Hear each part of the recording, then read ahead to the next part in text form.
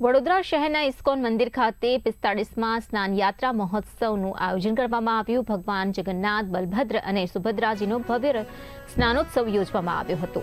સવારે ભોગ અને આરતીનું આયોજન કરવામાં આવ્યું, જ્યાં મોટી સંખ્યામાં હરિભક્તો અને રાજકીય નેતાઓએ દર્શનનો લાહવો લીધો। इस्कॉन मंदिर में परंपरागत तरीके से भगवान श्री जगन्नाथ जी का जला स्नान है, स्नान यात्रा है। भगवान अपने निज मंदिर से अपने बैठक में आए हैं। अभी उनको भोग लग रहा है। भोग लगभग 1400 व्यंजन है उनके लिए।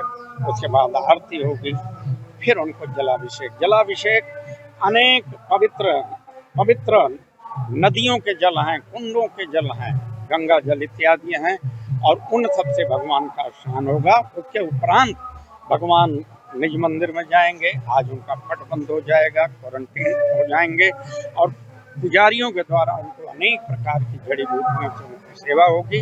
फिर भगवान 14 जुलाई को आषाढ़ी बीज के दिन स्वस्थ होकर के नगर तो यहाँ का आज जगन्नाथ यात्रा में स्नान यात्रा में अमे जोड़વાનો મોકો મળ્યો છે।